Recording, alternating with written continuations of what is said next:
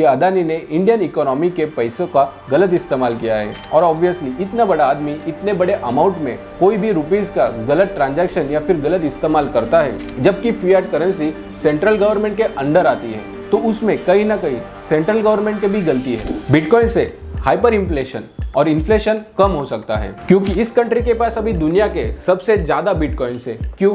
Bitcoin को hack करना possible है, लेकिन बिटकॉइन को कैसे हैक कर सकते हैं इसके बारे में मैं आपको अभी एक्सप्लेन करूंगा। बिटकॉइन की जो माइनिंग करने की एनर्जी कंजम्पशन है वो दिन ब दिन बढ़ती ही जा रही है। एक बिटकॉइन 1 घंटे तक ट्रांजैक्शन होता है, तो उसके लिए जितनी अमाउंट ऑफ इलेक्ट्रिसिटी लगती है उतने ही यूएसए की एक घर की। नमस्कार मित्रों, मेरा नाम है ये कैसी डायन का नाम है? हाका? ये डायन का नाम नहीं है, ये मेरे आदमी का नाम है। सो आज के वीडियो में हम सब डिस्कस करने वाले हैं बिटकॉइन के बारे में। बिटकॉइन के बारे में बेसिक से लेके एडवांस तक की पूरी इंफॉर्मेशन। बिटकॉइन कब और क्यों बनाया गया। थर्ड पॉइंट में आएगा हाइपर इन्फ्लेशन एंड इन्फ्लेशन से बचने के लिए बिटकॉइन का यूज कैसे किया जाता है। बिटकॉइन सेंसरशिप क्या होती है, पब्लिक इस सेंसरशिप का यूज कैसे कर सकता है। अंडर डेवलप्ड कंट्रीज बिटकॉइन का यूज करके कैसे डेवलपिंग कंट्रीज को कॉम्पिटिशन दे सकती है। बिटकॉइन हैक होने की रिस्क कितनी है, और अगर बिटकॉइन हैक होता है तो उसके लिए क्या करना चाहिए। What is hot wallet and quantum computing क्या है। बिटकॉइन का जो वैल्यू फ्लक्चुएशन होता है, इसके पीछे एग्जैक्टली क्या रीजन है। रूरल एरिया में बिटकॉइन का क्या इम्पैक्ट होगा, और लास्टली ग्लोबल वार्मिंग पे बिटकॉइन का क्या इम्पैक्ट होने वाला है। ये सारी चीजें आज हम इस वीडियो में डिस्कस करेंगे, और मुझे यकीन है ये पूरा वीडियो देखने के बाद आपके मन में बिटकॉइन के रिलेटेड जो भी ओपिनियन है वो हम डेफिनेटली चेंज करेंगे। ऐसी इंफॉर्मेटिव वीडियो बनाने के लिए हमें बहुत ज्यादा डीप रिसर्च करनी पड़ती है, वीडियो एडिटिंग करनी पड़ती है, और इसमें ज्यादा टाइम इन्वेस्ट होता है। और आपका एक लाइक भी हमें और मोटिवेट करता है ऐसी डीप रिसर्च करने के लिए। सो माना कि ये वीडियो थोड़ी लंबी हो सकती है और बोरिंग भी हो सकती है, और अगर आपको लगे कि आपको कुछ टॉपिक स्किप करने चाहिए तो वो भी आप कर सकते हो। हमने नीचे टाइम लैप्स डाले हैं, उस हिसाब से आप डिस्क्रिप्शन में जाके चेक करके आपका फेवरेट टॉपिक भी देख सकते हो। सो बिटकॉइन फ्यूचर में कर्ज बनेगा या ब्लेसिंग बनेगा, ये आज की वीडियो की एंड तक आपको जरूर पता चलेगा। But Bitcoin per se is mostly solving for scarcity, or rather solving for having no throat to show decentralized. Now, if you told me you owned all of the Bitcoin in the world and you offered it to me for $25, I wouldn't take it, because what would I do with it? Not bullish on Bitcoin, and my general thought would be that if you have less money than Elon, you should probably watch out. Hackers ने major cryptocurrency heist में $600 million चुराए। Malaysia finance minister crypto legal tenders नहीं बनाएंगे। Egypt, Iran, कतार, Oman, Morocco, Algeria, तनीशिया, Bangladesh और China, इन सभी ने crypto currency पर बैन कर दिया है। दिखाई गई हेडलाइंस को अगर आप देखते हो तो आपको पता चलेगा बिटकॉइन तो पूरी दुनिया में पूरा फेमस हो चुका है, लेकिन बिटकॉइन को अडॉप्ट करना चाहिए या नहीं, इससे लेके डेवलपिंग कंट्रीज, डेवलप कंट्रीज और जो कंट्रीज पीछे है उनमें, या फिर कॉमन मैन, इनमें भी ये कंफ्यूजन है। बिटकॉइन में इन्वेस्ट करना चाहिए या नहीं, क्या सच में बिटकॉइन का कोई फ्यूचर है या नहीं। टेक्नोलॉजी रैपिडली चेंज हो रही है, और इसकी वजह से ना कि सिर्फ फिएट करेंसी बल्कि कमोडिटी मार्केट, बिटकॉइन जैसे क्रिप्टो करेंसीज भी और ई वॉलेट में भी बहुत ज्यादा तेजी से चेंजेस हो रहे हैं। हालांकि बाकी मोड्स को अभी आज हम डिस्कस नहीं करेंगे, बल्कि आज बिटकॉइन के बारे में डिस्कस करने वाले हैं। सो ईयर 2008 में जब फाइनेंशियल क्राइसिस आए थे पूरे दुनिया में, तब बिटकॉइन को इंट्रोड्यूस किया था। तब सभी का ये मानना था बिटकॉइन का इस पूरे वर्ल्ड में कोई भी यूज नहीं है, लेकिन आज की डेट में हर कोई चाहता है उसके पास रिस्क फ्री बिटकॉइंस हो।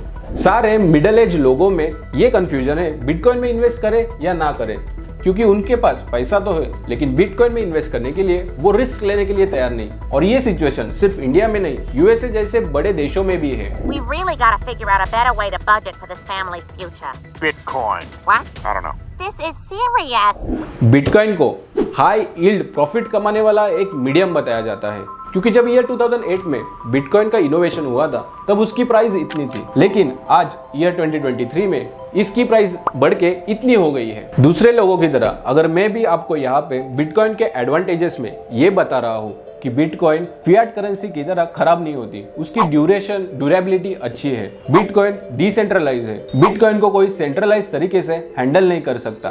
तो एडवांटेज के सेक्शन में सिर्फ इतनी कॉमन इंफॉर्मेशन काफी नहीं है, इससे भी ज्यादा आगे जाके हम आपको एडवांस इंफॉर्मेशन प्रोवाइड करते हैं, जिसमें से पहला पॉइंट तो ये आता है बिटकॉइन अब 8 डिजिट तक डिवाइड कर सकते हो। जैसे 1 रुपया को आप डिवीजन में कन्वर्ट करते हो तो वो आप पैसा में कन्वर्ट कर सकते हो। अगर आप ई मनी को फ्रैक्शंस या फिर डिवीजन में कन्वर्ट करते हो तो आप सिर्फ 2 डेसिमल तक जा सकते हो, लेकिन बिटकॉइन का ऐसा नहीं है। बिटकॉइन में आप 8 डेसिमल तक जा सकते हो। ये चीज दिखने में तो बहुत छोटी लगती है, लेकिन इसका इकोनॉमी पे इम्पैक्ट बहुत बड़ा होता है। सेकेंड मेजर एडवांटेज है, अगर कोई क्रिमिनल बिटकॉइन से ट्रांजैक्शन करता है तो वो पकड़ा जाता है, क्योंकि बिटकॉइन का ट्रांजैक्शन का एक सेपरेट डेटाबेस है जो कोई भी कभी भी डिलीट नहीं कर सकता। दोस्तों, क्या आपको पता है कि आप गूगल पे से भी जो ट्रांजैक्शन करते हो वो गूगल हिस्ट्री में जाके आप कैंसिल कर सकते हो, डिलीट कर सकते हो, लेकिन बिटकॉइन के लेजर में ये ऑप्शन नहीं है। सो अगर कोई किसी को ब्राइब देता है या फिर कोई भी गलत काम करने के लिए बिटकॉइन का यूज करता है तो वो जरूर पकड़ा जाएगा। माना कि हर कोई क्रिप्टो करेंसी में ये फैसिलिटी नहीं है, लेकिन बिटकॉइन में जरूर है। बिटकॉइन से हाइपर इन्फ्लेशन और इन्फ्लेशन कम हो सकता है, क्योंकि बिटकॉइन के सिर्फ 21 मिलियन यूनिट्स है, मतलब पूरे दुनिया में सिर्फ 21 मिलियन बिटकॉइन ही आपको मिलेंगे, उससे ज्यादा एक भी बिटकॉइन नहीं मिलेगा। माना कि अभी तक सारे बिटकॉइन माइन नहीं हुए, आप बिटकॉइन को माइंस कर सकते हो, लेकिन माइन करने का प्रोसीजर भी सिर्फ 21 मिलियन यूनिट तक ही रहेगा, उसके आगे एक भी बिटकॉइन माइन नहीं कर सकता। आज भी अगर कोई भी कंट्री के इकोनॉमी में इन्फ्लेशन आता है तो इसका मतलब ये होता है उनकी करेंसी की वैल्यूएशन कम हुई है। वैल्यूएशन कम होने का one of the main reasons है गवर्नमेंट ने पैसे की प्रिंटिंग बढ़ा दी है और उसके कंपैरिजन में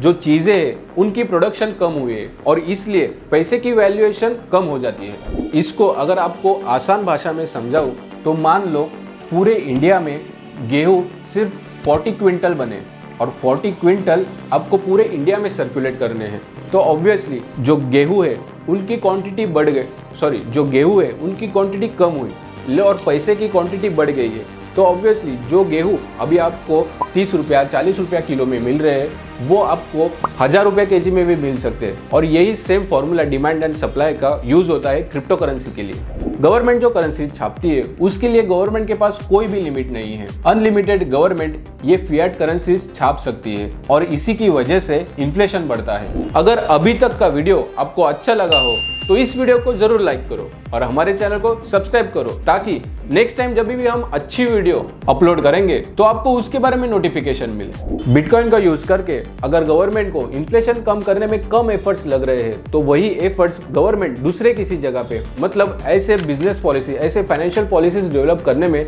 जो बिजनेस को अच्छी अपॉर्चुनिटी दे, ऐसी पॉलिसीज डेवलप करने में लगा सकती है। इसके अलावा बिटकॉइन सेंसरशिप रेजिस्टेंस है, जबकि फिएट करेंसी सेंसरशिप को प्रमोट करती है। अगर इसको आपको आसान भाषा में समझाऊं लेटेस्ट एग्जांपल देके, तो आप देख सकते हो अदानी के ऊपर हिंडनबर्ग ने जो एलिगेशंस लगाए हैं उसमें ये क्लियरली लिखा है कि अदानी ने इंडियन इकोनॉमी के पैसों का गलत इस्तेमाल किया है। और ऑब्वियसली इतना बड़ा आदमी इतने बड़े अमाउंट में कोई भी रुपीज का गलत ट्रांजैक्शन या फिर गलत इस्तेमाल करता है, जबकि फिएट करेंसी सेंट्रल गवर्नमेंट के अंडर आती है, तो उसमें कहीं ना कहीं सेंट्रल गवर्नमेंट की भी गलती है। और यही एक सेंसरशिप हुई, क्योंकि फिएट करेंसी सेंसरशिप के ऊपर, मतलब सेंट्रल गवर्नमेंट के अंदर आती है और वो कुछ झोल करते हैं तो पब्लिक को पता नहीं चलता और उसका सबसे बड़ा फटका पब्लिक को ही लगता है। क्योंकि अगर आपको याद होगा तो 2016 में डीमोनेटाइजेशन हुआ था 500 rupee and 1000 currency notes presently used will no longer be legal tender from midnight। और तब एटीएम्स में, बैंकों में पैसे नहीं थे, तो फिएट करेंसी में जो पैसों का कैश ट्रांजैक्शन होता है वो पूरी तरीके से रुक जाता है अगर कुछ बड़ा झोल होता है तो। लेकिन अगर बड़ा झोल होने में और उसे समझने में बहुत देर लगती है तो उतना पैसा सिस्टम से गायब होता है और अल्टीमेटली उस सिस्टम से गायब होने वाले पैसों का बर्डन कॉमन पब्लिक के ऊपर ही आता है। अरे मुझे चक्कर आने लग गया अब। अरे वो लड़की चले गई। आगे बढ़ने से पहले आज के वीडियो के स्पॉन्सर के बारे में डिस्कस करते हैं। क्या आप आपके पैसे स्मार्टली एंड पेपरलेस तरीके से इन्वेस्ट करना चाहते हो? तो हम आपके लिए मेड इन इंडिया एक ऐप लाए हैं जिसका नाम है पेटीएम मनी। ये एक सेबी रजिस्टर्ड प्लेटफॉर्म है। पेटीएम मनी एक ऐसा ब्रोकरेज है जो स्टॉक्स, म्यूचुअल फंड, गोल्ड और एनपीएस में इन्वेस्ट करता है। पेटीएम मनी के साथ आप पेपर वर्क को गुड बाय कहो और डिजिटल केवाईसी के साथ अपनी इन्वेस्टमेंट चालू करो। पेटीएम मनी को यूज करना एकदम आसान है और इसका यूजर इंटरफेस भी एकदम clean and easy to understand है। इसमें आप सिर्फ 1 या 2 घंटे में अपना अकाउंट ओपन कर सकते हो, जो प्रोसेस बहुत ही सिंपल है। और सिर्फ इतना ही नहीं, पावरफुल इंसाइट्स एंड एनालिटिक्स के साथ आप अपने इन्वेस्टमेंट का स्मार्ट डिसीजन भी ले सकते हो। ट्रेडिंग में भी आपको सेबी रजिस्टर प्रोफेशनल से intraday, short term and long term trading के लिए आपको एडवाइस भी मिलेंगे। चाहे आप एक्सपीरियंस इन्वेस्टर्स हो या फिर बिगिनर लेवल पे हो, पेटीएम मनी में वो सब कुछ है जो आपको चाहिए। सिर्फ मैं बोल रहा हूँ, इसके ऊपर विश्वास मत करो। हजारों सेटिस्फाइड कस्टमर अपनी इन्वेस्टमेंट पेटीएम मनी के थ्रू कर रहे हैं। तो दोस्तों, आप किसका इंतजार कर रहे हो? डिस्क्रिप्शन एंड फर्स्ट कमेंट में जो लिंक दी है उसके ऊपर क्लिक करो, पेटीएम मनी डाउनलोड करो और स्मार्ट तरीके से अपनी इन्वेस्टमेंट करो। Moving ahead. क्रिप्टो करेंसी की ट्रांजैक्शन फीस बहुत कम है। इसके अलावा अंडर डेवलप कंट्रीज को इसका फायदा हो सकता है, जैसे कि एल सल्वाडोर। इस कंट्री के पास अभी दुनिया के सबसे ज्यादा बिटकॉइंस है। क्यों? क्योंकि उन्होंने बहुत ही अर्ली एज में बिटकॉइंस में इन्वेस्ट किया था। उन्होंने बिटकॉइन का पोटेंशियल समझ लिया था और इसी पोटेंशियल को समझते हुए उन्होंने बिटकॉइन में इन्वेस्ट किया और आज एल सल्वाडोर बिटकॉइन के लिए एक लीडिंग कंट्री मानी जाती है और वही बिटकॉइन का यूज करते हुए वो अपनी कंट्री की डेवलपमेंट कर रहे हैं। क्योंकि आज देखो आप, जब 2008 में बिटकॉइन की वैल्यूएशन बहुत कम थी और आज सबसे ज्यादा है, लेकिन उनके फिएट करेंसी की वैल्यू इतने कम समय में इतनी ज्यादा नहीं बढ़ती थी। तो अपने कंट्री में डेवलपमेंट करने के लिए बिटकॉइन एक सबसे अच्छा ऑप्शन है। लेकिन अगर आप बिटकॉइन में इनिशियल स्टेज में इन्वेस्ट करते हो तो The consequence for El Salvador by accepting Bitcoin is that they're going to become the greatest country in the world. So we were thinking of building Bitcoin City. However, bitcoin के use से बढ़ने वाली risk को आप ignore नहीं कर सकते। Bitcoin को हैक करना पॉसिबल है या नहीं, ये एक बहुत बड़ा डिबेट का टॉपिक है। लेकिन बिटकॉइन को कैसे हैक कर सकते हैं, इसके बारे में मैं आपको अभी एक्सप्लेन करूंगा। अगर कोई भी हैकर्स है जिसके पास बिटकॉइन की ब्लॉकचेन है, तो डिफरेंट ब्लॉक्स के बनते हुए एक चेन बनती है और इसी चेन के अगर वो वेरिएबल्स अच्छी तरीके से पहले ब्लॉक में डालता है और वो अनब्लॉक होते हैं, दूसरे ब्लॉक में डालता है, तीसरे ब्लॉक में डालता है और ऐसे ही सारे ब्लॉक्स, वो एक ही चेन के सारे ब्लॉक्स अगर वो खोलने में या फिर उसको डीकोड करने में हैकर सक्सेसफुल होता है तो बिटकॉइन को हैक किया जा सकता है। लेकिन इन ब्लॉकचेन टेक्नोलॉजी को जो चेन्स बनाती है, वो चेन को हैक करना नेक्स्ट टू इम्पॉसिबल है, क्योंकि उनका जो कोडिंग सिस्टम है वो चेंज होते रहता है। नेगेटिव न्यूज की वर्ल्ड में एक पॉसिबिलिटी भी कहा जाता है, अगर हैकर्स बिटकॉइन को सक्सेसफुली डीकोड करते हैं और उनको हैक करते हैं तो 51% बिटकॉइन अगर हैकर्स के पास जाते हैं तो बिटकॉइन की दुनिया में सारी ट्रांजैक्शन की अथॉरिटी हैकर्स के पास आ जाएगी। इस चीज का मतलब ये नहीं है कि सिर्फ हैकर ही बिटकॉइन को हैक कर सकते हैं, बल्कि बड़ा ऑर्गेनाइजेशन, यूं कह लो कोई बड़ा आदमी, लेट्स से इलॉन मस्क, अगर इन्होंने ठान ली कि नहीं मुझे बिटकॉइन को हैक करना है या फिर उसका जो कोड है वो डीकोड करके हमें बिटकॉइन के ऊपर सेंट्रलाइज पावर हासिल करनी है, तो वो बड़ा ऑर्गेनाइजेशन बड़े अमाउंट में अपने एम्प्लॉय लगा के कर सकता है। लेकिन घबराना नहीं मेरे दोस्त, ये सिर्फ एक पॉसिबिलिटी है। सेकेंड कॉन्सेप्ट आता है हॉट वॉलेट का।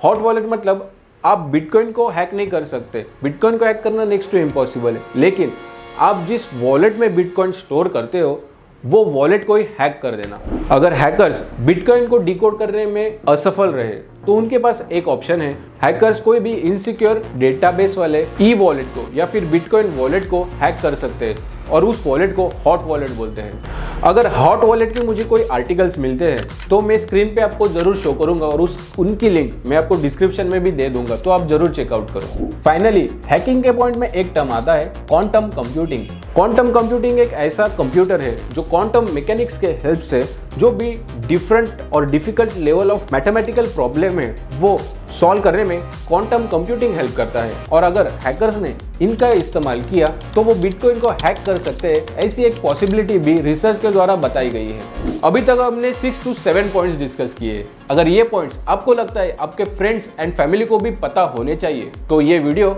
उनके साथ जरूर शेयर करो। बिटकॉइन प्रोड्यूस होने के बाद उसकी वैल्यूएशन ज्यादा फ्लक्चुएट होती है।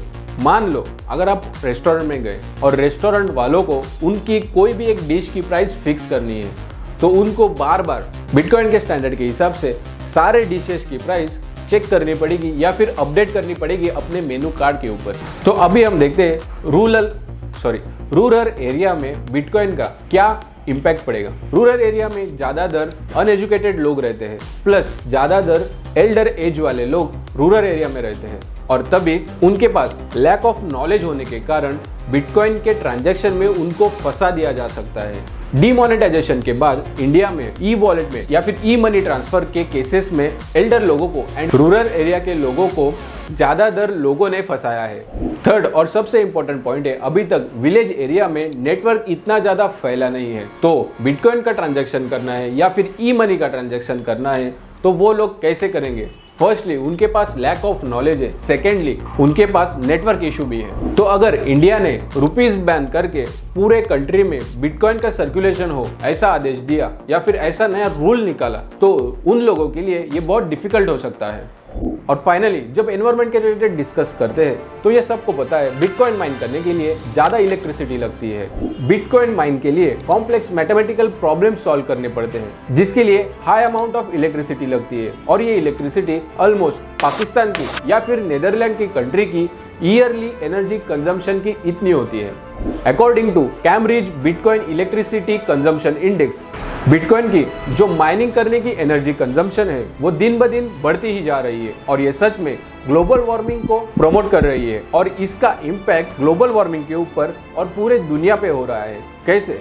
सिर्फ बिटकॉइन माइनिंग में नहीं, लेकिन बिटकॉइन ट्रांजैक्शन में इलेक्ट्रिसिटी बहुत जाती है। अगर एक ही बिटकॉइन 1 घंटे तक ट्रांजैक्शन होता रहा तो उसके लिए 2300 किलोवाट इलेक्ट्रिसिटी लगेगी, और अगर एक बिटकॉइन 1 घंटे तक ट्रांजैक्शन होता है तो उसके लिए जितनी अमाउंट ऑफ इलेक्ट्रिसिटी लगती है उतने ही यूएसए की एक घर की 78 डेज की इलेक्ट्रिसिटी कंजम्पशन है। पता नहीं किसी ने यह सिस्टम जानबूझ के बनाया है। बिटकॉइन की ट्रांजैक्शन कॉस्ट लो है, लेकिन बिटकॉइन को ट्रांजैक्शन करने के लिए, उसको माइन करने के लिए जो इलेक्ट्रिसिटी लगती है वो इलेक्ट्रिसिटी कंजम्पशन ज़्यादा है। तो हमें ये कैलकुलेट करना बहुत ज़्यादा ज़रूरी हो गया है कि बिटकॉइन की ट्रांजैक्शन कॉस्ट, उसके ट्रांजैक्शन फीस प्लस जो इलेक्ट्रिसिटी लगती है वो फीस भी ऐड करें। फाइनली जितने लोग बिटकॉइन में जुड़ते जाएंगे उतने बिटकॉइन माइन होते रहेंगे, उतने बिटकॉइन की ट्रांजैक्शन बढ़ती रहेगी और उतनी ही इलेक्ट्रिसिटी कंजम्पशन भी बढ़ेगी। तो अकॉर्डिंग टू कैम्ब्रिज यूनिवर्सिटी ये एक कंसर्न का टॉपिक है। फाइनली बिटकॉइन का एक्सेप्टेंस कंज्यूमर के ऊपर, इकोनॉमी के ऊपर और देश के ऊपर छोड़ के नहीं चलेगा। बिटकॉइन को एज अ करेंसी एक्सेप्ट करना है तो उसके लिए बिटकॉइन के रिलेटेड जो रिस्क मैनेजमेंट है, बिटकॉइन हैक होने के जो चांसेस है और बिटकॉइन का जो मिसयूज होता है, ये सब पॉइंट्स को कंसीडर करते हुए बिटकॉइन इंप्लीमेंट करने के लिए जो भी रूल्स एंड रेगुलेशन हमें नए लाने चाहिए उसके बारे में भी सोचना चाहिए। हमें सिर्फ वन साइड ओपिनियन नहीं रखना चाहिए कि बिटकॉइन को इंप्लीमेंट नहीं करना चाहिए या फिर बिटकॉइन को इंप्लीमेंट करना चाहिए तो ही फिएट करेंसी के ऊपर डिपेंडेंसी नहीं रहेगी। हमें बिटकॉइन को एज अ प्रॉब्लम देखना है और उसके लिए जो मेजर सॉल्यूशंस है वो निकाल के बिटकॉइन को हमारे सिस्टम में इंप्लीमेंट करना है। करंटली इंडियन गवर्नमेंट ने बिटकॉइन को एज अ करेंसी तो एक्सेप्ट नहीं किया है, लेकिन फॉर मोड ऑफ ट्रांजैक्शन और to invest in digital assets, इन दो फॉर्म में बिटकॉइन को एक्सेप्ट किया है और उसके ऊपर टैक्सेस एंड टीडीएस भी लगाया है। Reserve Bank issues is the digital currency. Everything that prevails outside of it in the name of digital whatever are assets being created by individuals, and in transacting that asset, if there are profits being made, we are taxing that profit at 30%. We are also tracking every trade of money in that by saying every transaction will be 1% TDS, if I can use that expression. There will be a transaction TDS. So आपको क्या लगता है, bitcoin को wholesome as a currency accept करना चाहिए या नहीं? हमें कमेंट बॉक्स में जरूर बताइए। वीडियो अच्छा लगा हो तो ये इन्फॉर्मेशन अपने दोस्तों के साथ, अपने फैमिली के साथ जरूर शेयर करो।